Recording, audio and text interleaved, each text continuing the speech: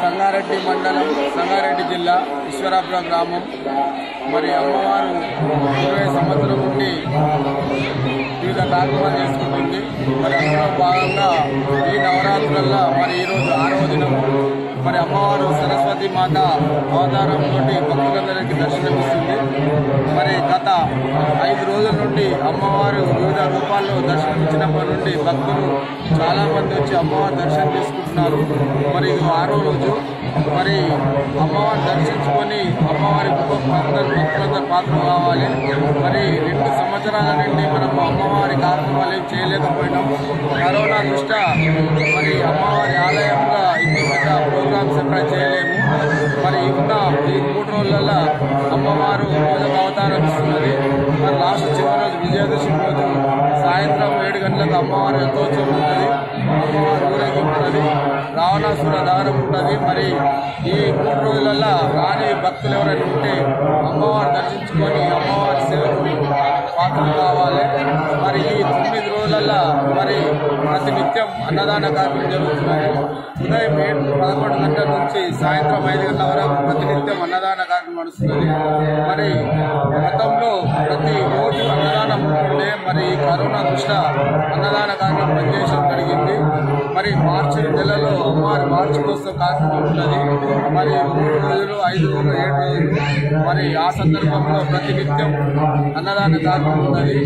మరి మన అమ్మవారి గుడి మనకు సంగారెడ్డికి పటాన్చెరు హైదరాబాద్ అతి సమీపంలో ఉంటుంది. కాబట్టి ఈ కార్యక్రమాన్ని తిలకించిన భక్తులందరూ ఎవరైనా అమ్మవారి దర్శనం చేసుకోలేకపోతే అమ్మవారిని దర్శించుకొని అమ్మవారి కృపకు పాత్రలవుతారని కోరుకుంటూ ఈశ్వరాపురం గ్రామ ప్రజలు ఆలయ కమిటీ మెంబర్ భవానీ మాతా కీ జై, మాతా కీ జై.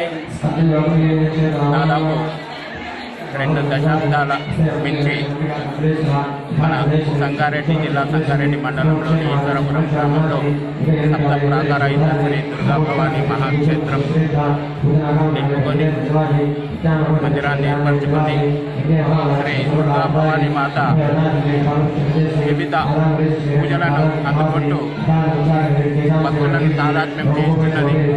అయితే గత 20 సంవత్సరాలుగా మన ఈశ్వరపురం గ్రామంలో వార్షికోత్సవం మరియు విజయదశమి పర్వదినంలో నవరాత్రులను కూడా జరుపుకొని 9 రోజులు వివిధ అలంకరణలతో విరాజిల్లుతూ భక్తులకు ఆశీస్సులు అందజేస్తుంది. ఇప్పుడు ఈరోజు 6వ దినం.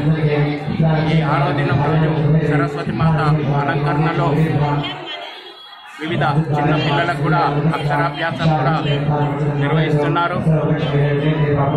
గత 5 దినముల నుండి యజ్ఞయాగాదులు పూజలు అందుకుంటూ భక్తులందరికీ కూడా ఆశీస్సులు అందజేస్తుంది.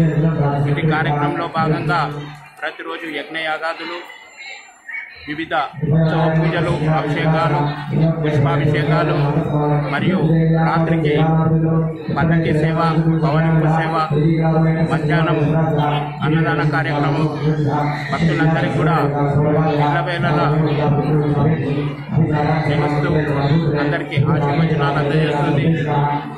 అలాగే గత 2 సంవత్సరాల నుండి కరోనా కారణంగా ఈ ఉత్సవాలలో భాగంగా ప్రతిరోజు కూడా అన్నదాన కార్యక్రమం నిర్వహిస్తుంటే ఈ కరోనా కార్యక్రమం కారణం చేత ఈ అన్నదాన కార్యక్రమం ఇంతవరకు బంద్ ఉండేది.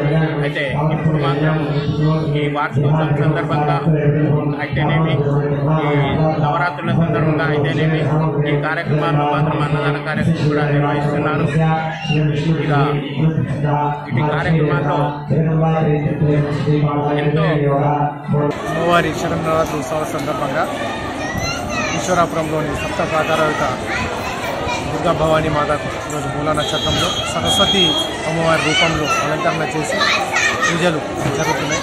చాలా బ్రహ్మాండంగా అన్నదాన మహోత్సవాలు పూజలు డైలీ జరుగుతూ ఉన్నాయి. ఇది ప్రతి సంవత్సరం జరిగే విధంగానే గత సంవత్సరంలో కరోనా ప్రాబ్లం వల్ల చేయలేకపోయినారు. కానీ ఈసారి ఇంకా బ్రహ్మాండంగా జరుగుతున్నాయి.